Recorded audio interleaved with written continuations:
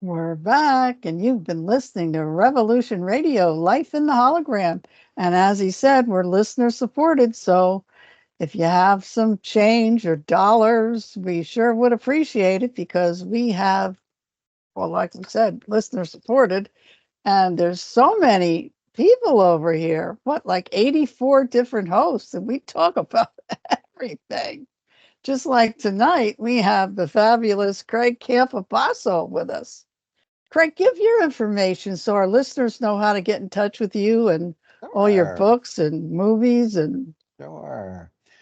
So the easy one is stranger at thepentagon.com. I actually have all of Dr. Frank's out of print books. We have 4 posters. This is the Victor 1 poster, and those are the blueprints to the ship. This is the movie poster. I actually got some of the original book posters, like the big giant ones. So I wow. have like maybe 20 of those left. And then we have another one of the Starship. I just sold all the rest of the Valiant Thor T-shirts. Everyone begged me, to make them and do that, so I did that. We sold out of the DVDs, but you can still watch it on the website. Um, and it's also on Amazon Prime if anyone has Amazon Prime. And if you buy any of Dr. Frank's books, like for instance, if Stranger at the Pentagon, right? If you buy that and you want me to sign it to you as the filmmaker, I would be happy to just put that in your notes. Um, all the rest of my books, this is, I showed you, this is book 1, The Autobiography of an Extraterrestrial Saga. Book 2, there. Book 3. Wow. And then this is book 4. I don't know how he got time to write all these And they're books. big Well, books. it's Yeah. it's not only writing them because, these beings are coming to me with their vibration. And I said, I have to find an artist. I spent a ton of money hiring artists to bring them to life. And so every book has anywhere from 60 to 80 renderings of them. The reason I put them all on the cover is so you can see them in color, what they look like. And then in the book, they're, of course, they're in black and white.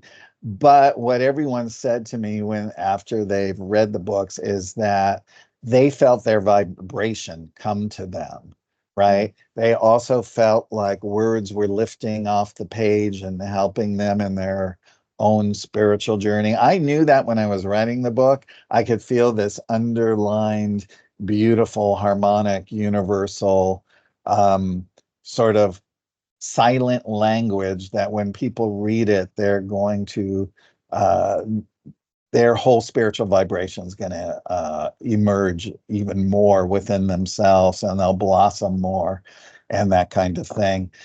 You can get those books at Autobiography of unanet.com. Autobiography of unanet.com. Those are all on the homepage. And then um, on the ET Species Almanac and the UFO Hotspot Hmm. is if you click in the tab, it says other books. So that's where you can purchase those as well. And anything you buy, of course, on that website, I'll personalize and autograph to you as well. If you're in another country, make sure that you just email me through the website and say, I want to buy these books. What's the postage, Hmm. right? And the post office just yank things up again, I know. right? I Mhm. mean, just it was crazy. Just to mail a poster, they wanted $10, Mhm. Oh my God. right? $10 to mail Yeah. a poster. So anyway, But like I do know, like to the UK and stuff like that, to mail the book is like $35. Oh Mhm. my God. I Yeah, know. it is. It's Mhm. like $35. And if it's Australia, it's like almost double that. Oh my Oh. God. Yeah, I mean, I had a woman in Australia. She said, "Oh, my husband wants this book. He wants you to autograph it so bad. I don't care what the postage is. It's for his Mm. birthday." So Mhm. I said, "Okay," but I said, because I hate to see people paying for crazy postage, Well, yeah, So like it makes it like for business, like to right, be doing business makes it difficult, it with all this. does. Is Yeah. it less money with UPS or FedEx? No, really. Not Mhm. really, not really. It's That's just terrible. Mhm. everything everywhere is Yeah. like so much. My friends who live in Beverly Hills and things tell me like eggs in the store there are 12.99, right? What? I mean, just crazy prices for, living in these more ritzier places, that kind Mm. of thing. So, and then once we have the documentary all done, we will have DVDs. We have everything ready for the printing. We just have to print them. And so we're just ironing a few things out there. So those will be on the autobiography of on the ET website as well. And I think we're gonna sell them on Amazon too. Mhm. And I got my favorite song for the end titles, which is Calling Occupants of Interplanetary Craft from the group Klaatu. I don't know if you ever heard it. It's Oh, the most absolutely. Mhm. amazing song. I love that song so much. So yeah. So Fantastic. the literal whole song is the end titles. That is so cool. Yeah, I wanted to go back to the special effects you had and the Yeah. yeah. You know what I really liked? The how you did the macabre. Like that A was Oh, the Merkaba. unbelievable. Merkaba. The Merkaba. Merkaba. I know it's my The accent. Yeah. Merkaba. Yeah, yeah. That was kind of hard to translate I like to that. them, I'm but I sure. think they did a good job, and then us with the editing of it, I thought it worked out really I well thought it with did. them Hmm. traveling in the Merkaba. Hmm. So I'd like to have a yeah, Merkaba to get out of here. You do. I know. When I we know. when we had the big screening, at the Burbank Film Festival, the theater was packed, and JJ and Desiree Hertak were there. I've always been fans of them. I had never met them before, but I met JJ yeah, in yeah. Philadelphia. Hmm. So such incredible people. Of course, I know them well now, and they are in the documentary. Um, and he came up to me afterwards and he goes, "This is amazing. You have Melchizedek, you have Merkabahs, you have." He goes, "I never expected to see any of those kinds of things." And Hmm. he said, "When you make the big film, if you need somebody, to be an advisor, please call me." And I thought that was really sweet. Mm. Well, you So, better hurry up and make it because isn't he up in age? I know. Well, the thing is, I've had many people who have approached me, and I just turned another one down. They're just, it's people who want to take it and do what they want with it. Yeah. And I Mm. promised Dr. Mm. Frank and Val that I would be the head of it Yeah. and that I would steer it so it would be in the vision that we originally intended. If I were to just sell it off to somebody, they would make him No. Captain America of the Yeah. universe, Yeah. right? So anyway, but it's all in divine timing. I just, if I want to make it really well, I need $30 million. I can make it for 15 million because there is a lot of visual effects, Play the so Mega Million. the mega, yeah, I do. I play it all the It's up to time. 727 million. Oh my God. Okay, I'm gonna go buy a ticket. I'm buying a ticket. So if there's any millionaires out there, contact me. Yeah. Yeah. They have to be a multi-millionaire. That's right. That's right. So Well, maybe it'll be more than one, you know? yeah, absolutely. Mhm. Absolutely, for sure. Yeah, I think it'd make a great movie.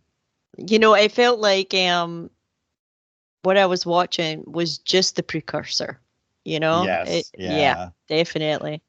Well, those are actual scenes from the script that I Mhm. wrote that I condensed down, and I thought, because this is just for backers Mhm. to watch to get an idea of what the film could be if I had a lot of money, and so I tried to make a little bit of a storyline with it and leave it Mhm. with a cliffhanger ending, and of course everyone begs me, to know what What happened? happened.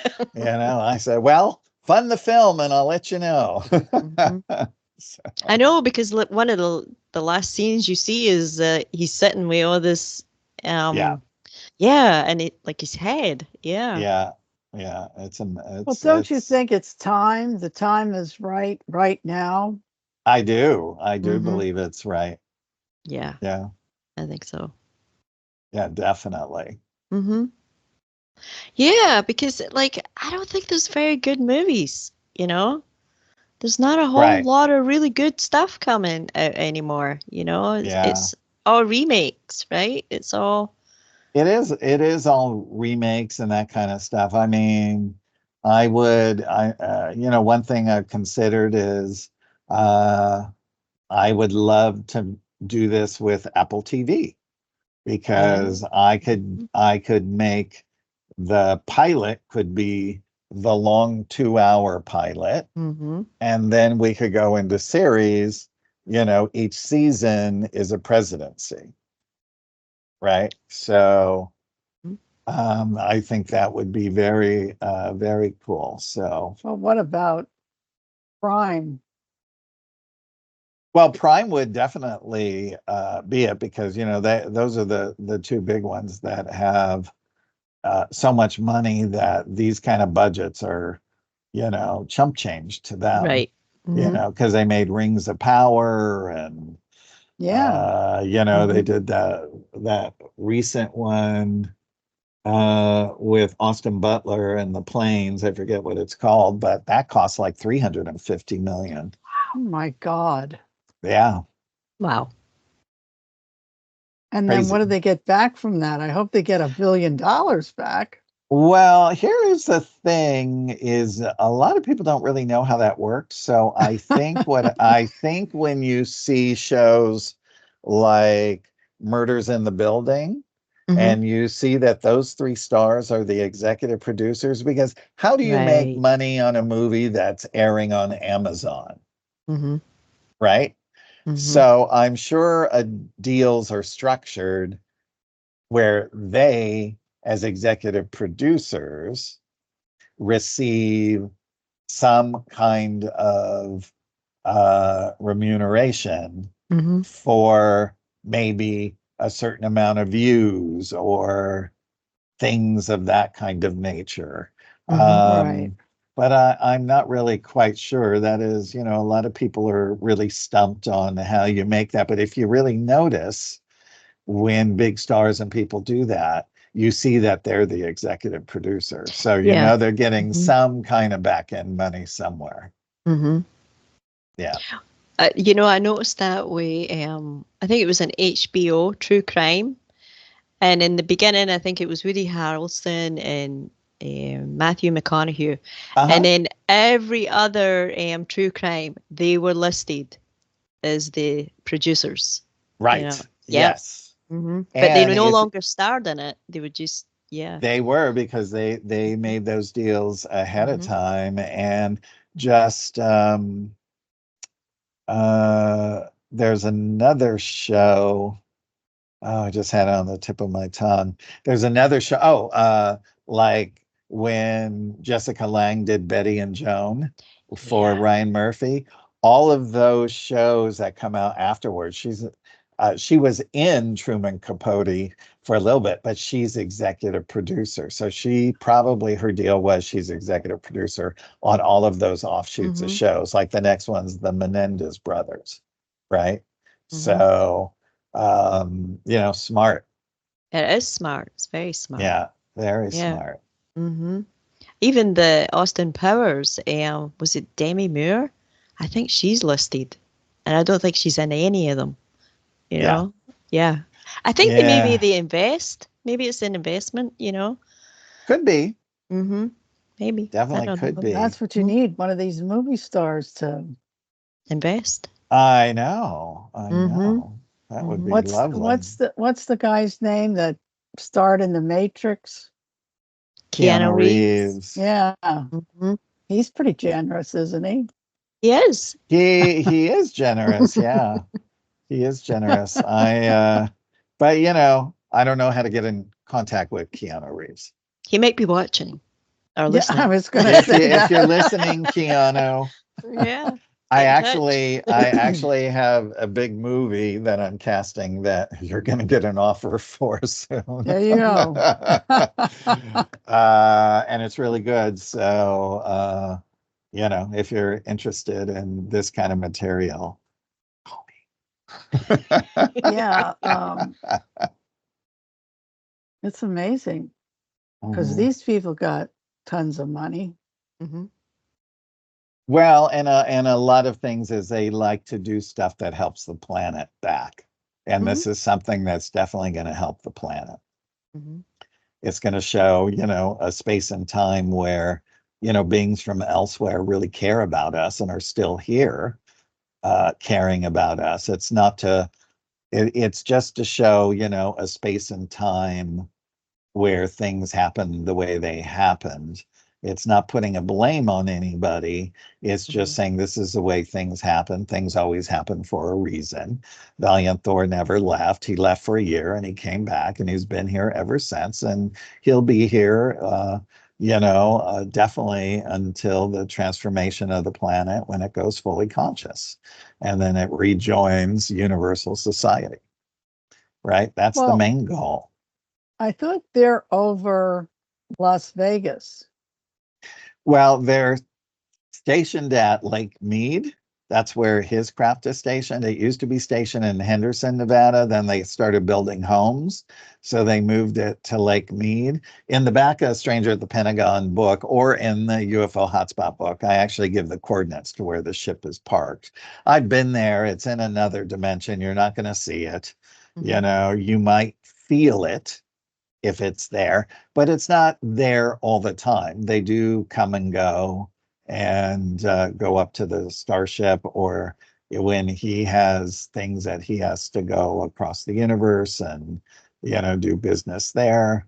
He usually puts Don or Teal in charge. So. Now, do some of your friends think that you're a little titchy in the head? Not your friends, but some people. When I was 26, it was a different time. And you couldn't tell anybody that. I know I did. I did tell people, and I told a lot of my closest friends. Interestingly enough, none of them didn't believe me. One was a little freaked out. She's still a little freaked out to this day. So I just don't discuss things with her.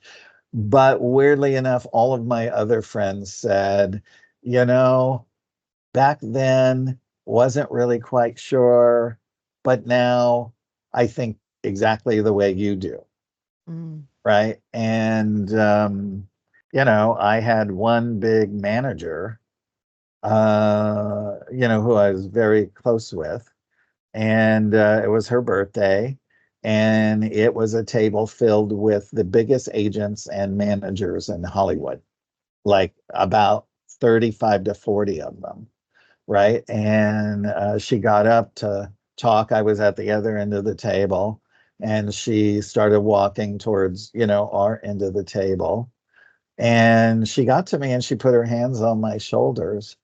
And she started crying, and she said, "This man here gave me my spirituality."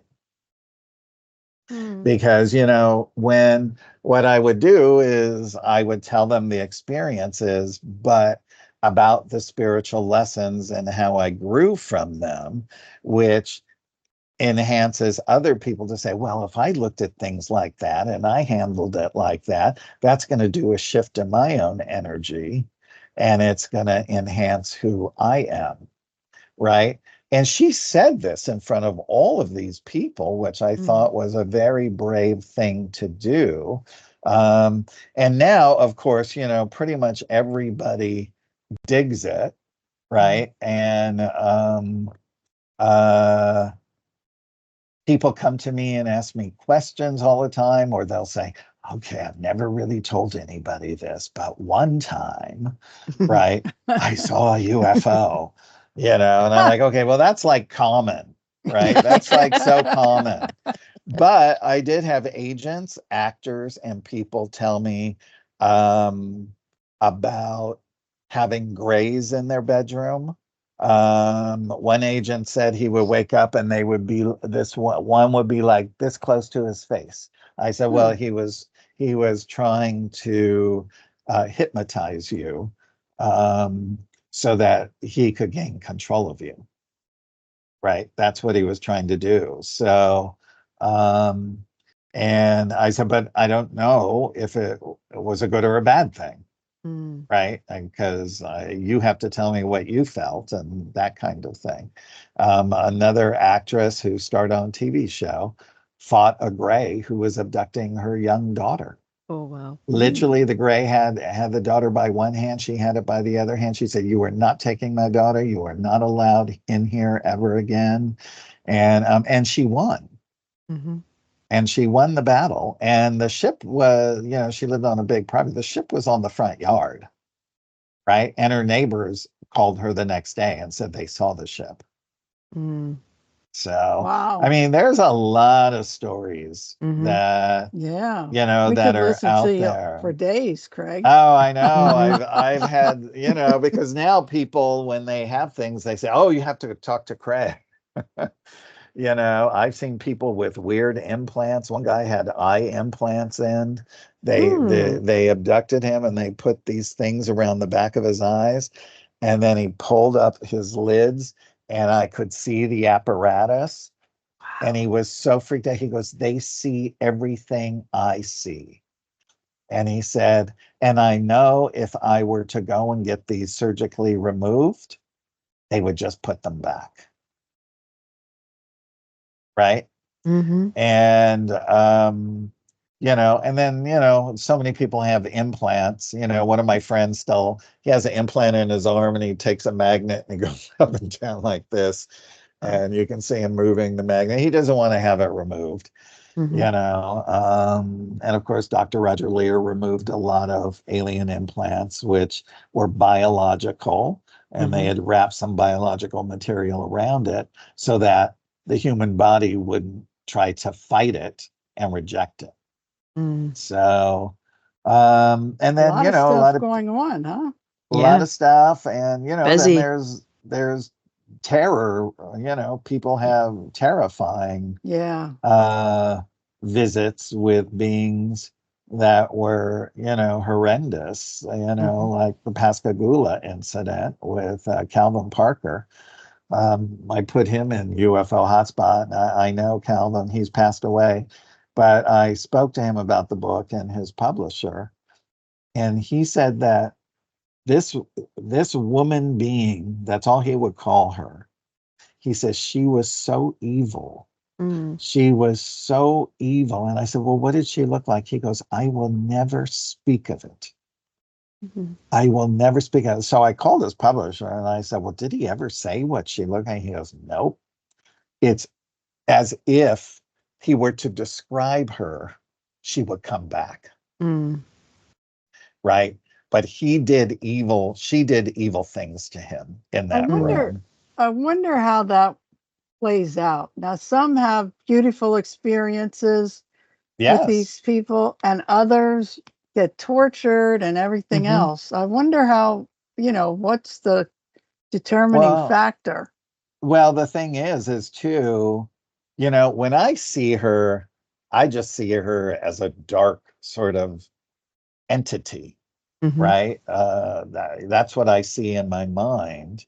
Um, but there were the weird robots that floated that had conical noses, conical ears, and two lights for eyes that went out to the river and brought Calvin and his friend back into the ship where all of this stuff happened, right?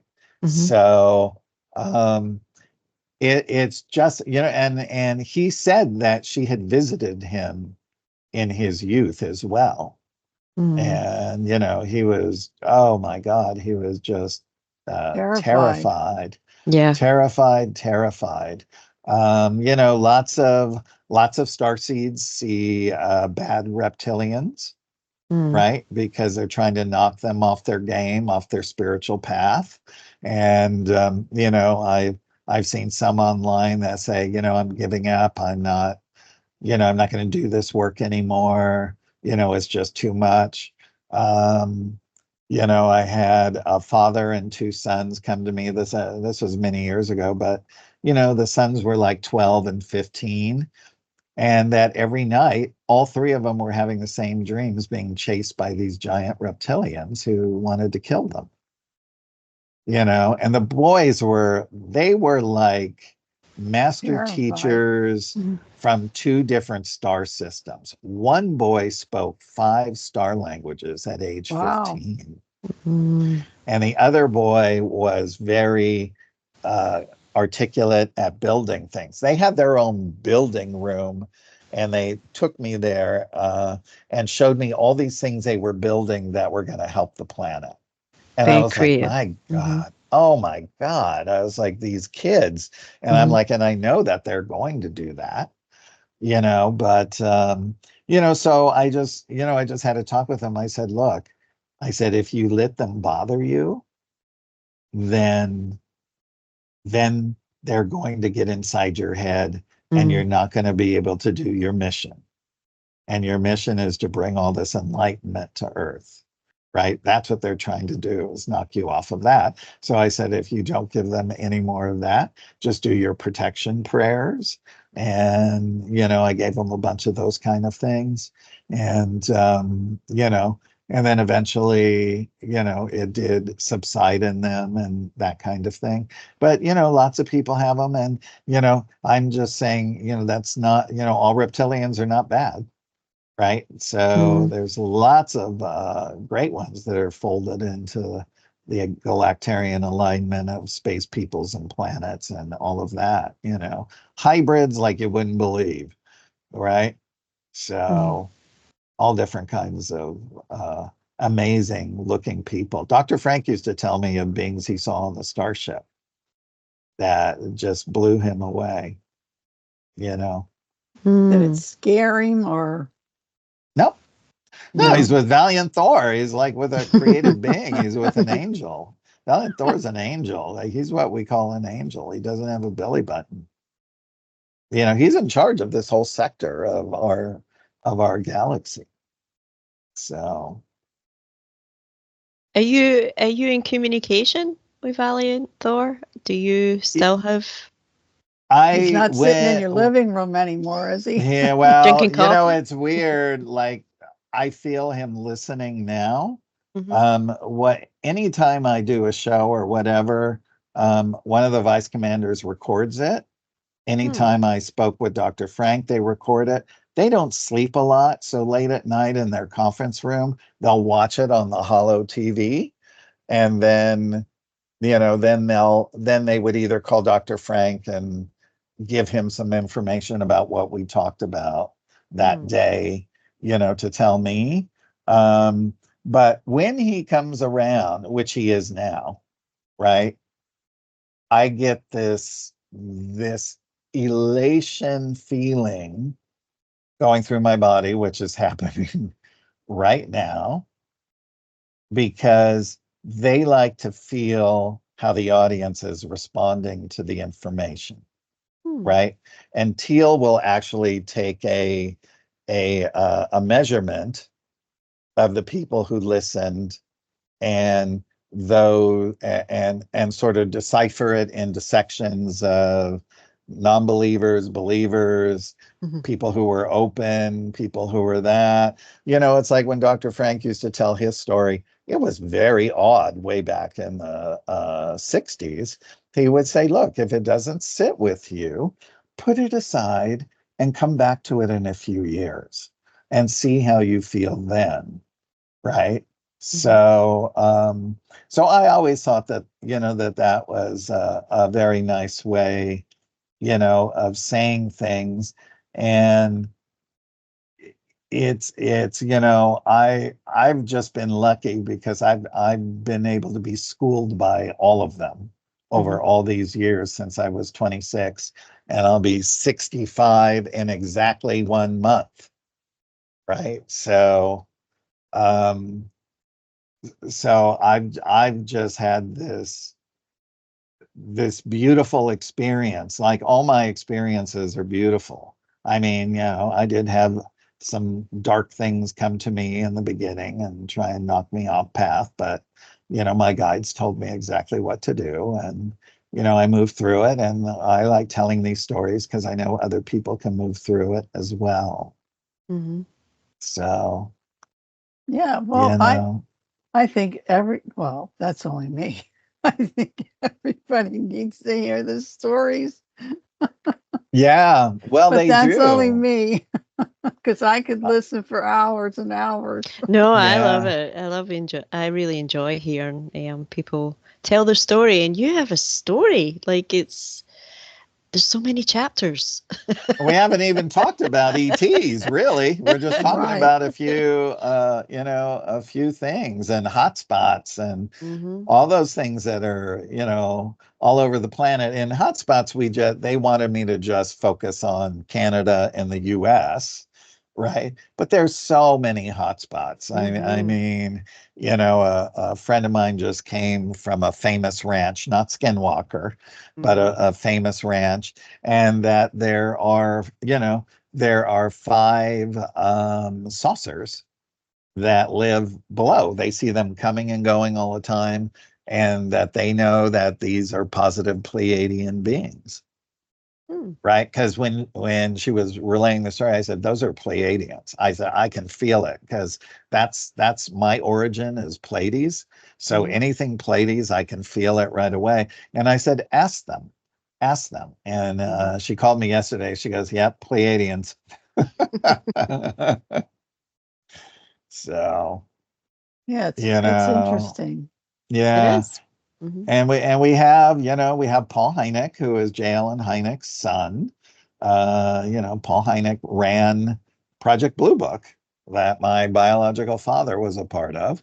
Hmm. And so we actually have Paul Hynek talking about the Men in Black, and from his father's perspective on who and what they were and all of that. We have actual contactees.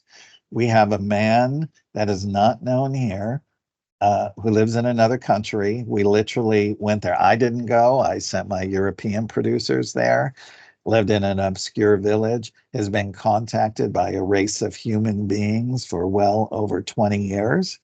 He Hmm. has photographs of them, tells exactly each of who they are and that kind of thing. So he's in the documentary. We have other contactees, another gentleman who's been on board the Alpha Centaurian ships over 100 times Wow. and talks about Wow. his stories. Unfortunately, he can't take pictures on the ships. They allowed him, but the vibration is so high, all they Nothing get, showed up. nothing shows up. Even when the being would show himself on Earth, he's over 9 feet tall, and he glows so much, all you get is like a soul glow, Hmm. right?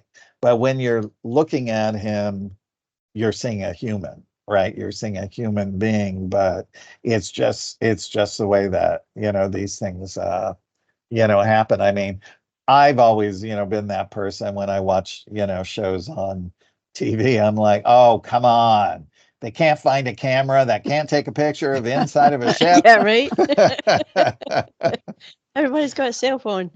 I know. Come on. So, and then we've got hybrids. People are, who are hybrids as well. Yeah, Cindy Uh, Crawford was a hybrid. she was a hybrid. She was a very good friend of mine. I actually dedicated the documentary to her. Yeah, I knew her too. Yeah. I was at her home. Yeah, me too. Me too. Yeah, she had three. Would you remember? She had Reptilian and two others. Do you remember what they were? No, I liked her sculpture of like the Earth Woman. In fact, I have a picture of it. Yeah. Oh, she did amazing sculptures. She did Yeah, when I amazing took pictures sculptures in of her all house, ETs. I Yeah. got the orbs were on the picture. Oh, Mm. yeah. Yeah. I went to see her right before she passed. And, I gave her some ideas of how to beat the cancer. And she just looked at me and she goes, Craig, I don't want to be here. She goes, I just want to go home. She goes, I want to go back on those ships. She goes, I'll be able to help everybody better from there. And so that was the last time I saw her. I have a great picture hugging her that day. And that's a picture at the when the film ends and it comes up. That's the picture that I put in the film and dedicating it to her. So she was such a lovely, lovely woman, so but yeah, and it's actually what was difficult for us was to weave all of the extraterrestrials into a story without just going, okay, here's the section of the reptilians, here's a section of this. How we could weave it in through consciousness and experiences and all of that. So, I mean, I found an incredible artist in England who did a lot of our artwork. This is before AI, by the way. And we did CGI of the extraterrestrials. We could take some artwork that was done that looked like really real, and we could actually animate it. Right? So it looked like it was, you know, talking or, you know, moving around and that kind of thing. In the reptilian section, it's a little creepy, but A bit. Yeah, in the book. Now, how did you get all these pictures of all these different aliens? Where did that come from? Well, the thing That's is what I was that curious about. what a lot of people don't know, and I thought I made it obvious in the back. I have a section called Further Reading, which is really the bibliography for the book, because these are real contactee cases, right? Okay. Of people who were having face to face with these beings. So this is the information that came from the beings to the contactees. So I tell you where to get the books in the back of the book under Further Reading, and because most of the books are out of print, right? Some of them were Wendell Stevens, who, went around. I think he had something like 65 contactee books, because that's what he did after, he left the service, the Air Force, and went into that kind of thing where he went around all around the world. So I tell you where you can even get those books now in a PDF format, right? So you could read about them and what they look like. So then what I did is I went to my artist and I would say, okay, this is what they look like. So, sketch it out, send to me. And then, because I had several different artists working at all times. And so that's how we compiled because there's 82 races in the book. Yeah. And so there's 82 photos. I actually have updated all of the artwork, and I have asked the publisher to re-release it with the new artwork. but they don't want to do it. They're like, look, the book's doing great the way it is, so but what I might do is at some time I might release all the artwork in its own book and have it all in color. That would be good. Yeah. I think that would be, the thing to do. Right, because people are just fascinated with it. I mean, everybody says, "Oh my God, I have a copy of that. I buy that book for everybody," and send it to them. I say, "Oh, that's so sweet." I took 2 cases of the books to Contact in the Desert. Boom, they were gone just like that. Oh, I'm sure. Just like that. We did a screening of the documentary there, like a sneak peek. We had 500 people in the ballroom, and people went crazy for it afterwards with a very nice standing ovation. And then we had myself, Paul Hynek, my other 2 producers, Tonya Maidenford and Frank Jacob, also Chris Bledsoe, who's got the UFO of God book out now. He's in the book talking about the Lady of Light. And we have who else was Yvonne Smith, right? And Kathy Porter, who writes books called The Gray Guardians. And I know, and of course, Vivian Chauvet, who's, an Arcturian hybrid. And she is, oh my God, she's so amazing. Her vibration is so high. I mean, I remember the first time I met her, I sat in front of her and she said, "Okay, I'm going to give you a nice little reading." She goes, "But during the reading, they're going to take you up on the Arcturian ship." Right? And I was like, Okay. Not like, I mean, it sounds stupid, but I'm open enough to be open to it, right? I mean, it sounds like, all right, so she's going through this reading. She's doing it from 3 different sets of cards. And as she's doing this reading, my vibration is getting higher and higher, and everything starts to fuzz out. And all of a sudden, my eyes close. I don't even know what she's saying. And then when they open, everything is gold.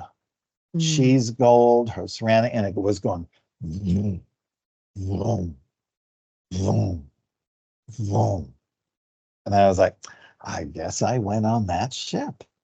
And I did, because you get that the raising of your vibration in that short period of time, and you feel great. So she's great. So she talks about the Arcturians, and of course, JJ and Desiree talk about, oh my God, all the wonderful things. I mean, to have the experience he had where Enoch took him around the universe and taught him about the universe.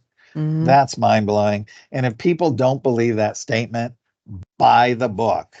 The Keys of Enoch, the Book of Knowledge. I have it. If you read that book and don't believe him, then there's something wrong with you, because that book is mind-blowing. That book is mind-blowing. By the way, first time I read it, didn't understand. Right. It's very hard to understand. Yeah. But I understand it now. Right. It's like the Urantia book. It's the same thing. I got that book too. It's sitting right here. Yes. Well, everybody can get that book for free. I think you can get it for free online. Urantia.org. It's an amazing book. I had it under my bed for a long time because it said to put it under your bed. Yeah, I do that. I read sections from it because, once you start, you can't stop, because it's so rewarding to hear mighty messengers. These are angelics who are writing these different sections, right, that are in the book. And so they're writing it from their consciousness and their perspective. And so as you're looking at it, right? So, like when I write my books, they told me that they wanted, I mean, I'm not a brainiac intellectual. I'm a common guy. And the reason also, part of my job in coming here was to translate this information for the layperson, right? So that's what I did with all of my books, try to just make it simple so people will understand it. Mm-hmm. Yeah, I thought of reading the Urantia book here, like, like a page or two or whatever, Yeah, every now and again. yeah, it's amazing. So listeners out there, get it. You won't be disappointed. It's amazing. Yeah, I have it for years. Oh yeah, me too. Me too. It's heavy. It is heavy. It's like this thick. I don't know. I'm getting weak in my old age. I don't know if I I can pick know. it I'm up like, anymore. I will never read that book from, cover to cover, but Right. I'll read sections. Well, Craig, we're almost out of time. So give your contact information again, because I'm sure that the people would have to want to buy some of your books. Oh, that'd be lovely. Stranger@thepentagon.com. That's where you can watch the short film, or on Amazon Prime of the same name, Stranger at the Pentagon. It's a short film. It's 20 minutes long. And on that website also is all of Dr. Frank's out of print books. All of the money that's raised there goes back to help me get the big motion picture off the ground. So anything I make there goes back into that. And then for all the rest of my books, The Autobiography of an Extraterrestrial Saga, it's a 4-part series. It'll be 7 in the end, fully illustrated. Sylvia Browne did write the foreword to the first book. And she said she only wrote one foreword in all her 65 books for somebody at the beginning of her career. And she said, and you're going to be my second and last. I mean, to have a huge person like that champion, she read my book in a night. She left me this long message. I saved it. I was like, oh my God, I'm so glad I wasn't home, because I now have it, for life, on the machine. And so she wrote it, and that kind of thing. So anyway, that's and then UFO Hotspot Compendium and the Extraterrestrial Species Almanac. That's at Autobiography of ANET.com. So everybody, when they get to the end of it, a lot of people go, of Annette.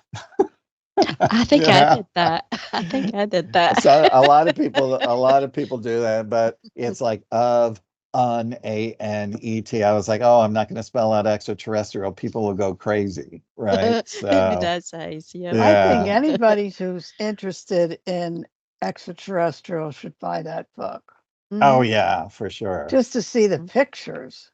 Oh my God, yeah, absolutely. And I I mean, know look at Snake Girl. yeah, I mean, my Snake little Girl. great grandson was saying that they would come into his room. So I took him the book and I said, show me which ones are coming in your room. That's a great thing. Yeah. Yeah. Did he show you? No, No. I think he did. He showed me one, but I forget which one it was. Yeah. Probably a Zeta human or something. But a lot of people are having them from humans as well. Oh yeah. Yeah. So. Well, I had the tall whites. Oh, we're gonna have another conversation about that. I didn't know who they were. It's like I'm there. In the name of Jesus Christ, rebuke Satan out of my You remember that? Yep. They had me under like two lights on me and these two guys, and I'm like, oh, though I walk through the valley of the shadow of death, I shall fear no evil. Our Father who art in And they looked at each other and they said, we're not going to get information out of her. We're going to have to leave her go. Oh my gosh. Oh my gosh. What's the guy's name that that was out at that base by Las Vegas, who worked at that base where one side was tall whites and the other was grays? He wrote a whole book about it. Oh my God, I forget. I've had dinner with him and his wife. Oh, I'm so sorry. I can't think of his name, Yeah, but it yeah, was something. yeah. Wow. Then I was How long hypnotizing it. ago was that, Madeline? What's that? How long ago was that? When my son Troy got married the first time. It was up in the New England states, Broughton, Connecticut. Wow. Yeah, it was. When I walked out the door the next day, my two girlfriends said to me, what happened to you? You're as white as a ghost. Wow. I said, you never believe what happened to me. My one girlfriend says, well, that's like the book Communion. Yeah, yeah. Mm-hmm. Exactly. Mhm. Exactly. You Well, know that And it's like, wonder what they wanted with me. That was, what do I know that they needed to know? well, you're now putting, maybe because they had foresight of you getting out into the public and doing radio shows for so many years and Mm-hmm. things like that. I mean, you never know. I think sometimes it's about helping to fine tune you, uh, helping to awaken your cells a little bit more. Mm-hmm. The three that woke me up, they did a whole thing of waking my cells, and I went through a 2-year process of going from asleep to awake in a relatively short period of time. So it really is, because when you wake the cells, you wake your soul lineage, which is universal. So that's when all of that comes in, because they need everybody to get on board with being universal as this planet shifts. Absolutely. Yeah. Well, we so appreciate you coming on the show. I hope you'll come back again because Oh yeah. Oh we yeah, have, when you're releasing your movie. Yeah, Yeah, for yeah. sure. Well, I'll come before back that- on at the end Yeah. of the year, and and we'll have trailers and everything we could show. Mm-hmm. All that Yeah. good stuff. I can't believe That'd 2 be hours flew exciting. by. That was It I so did. know. fast. Yeah, Yeah. it flew by so fast. So Yeah, I know. thank I you have to laugh. guys. I Thank have to you. laugh at people that say, I don't think I can do a 2-hour show. It's like, oh, you'd Yeah. be surprised. Yeah, you can. Yeah. I don't want to do a 3-hour show because I think then you just, everyone's too tired.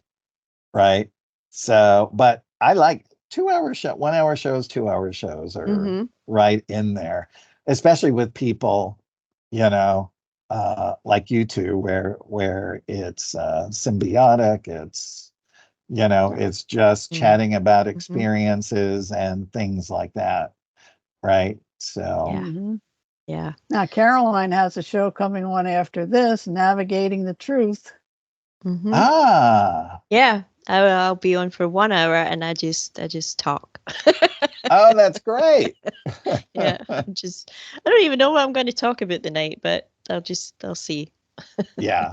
Val Thor. Valiant I used Thor. to call There you Val go. Thor. Val There you Thor, go. come and get me. That's it. He's Yeah. not listening. They're listening. They are listening. Believe me, they Yeah. are. So There's the music. I called him a lot of nights. So thank you so much, Craig, and thank thank you, you Thank Caroline. you. And Thank you, thank you, Madeline. listeners, Thank you, for Craig. listening to Life in the Hologram on the Revolution Radio. And don't forget to donate. And we'll be back here next week with another exciting guest. Thank you. Good night. Bye. Bye, everyone. Bye. Bye. Bye. Bye. Bye.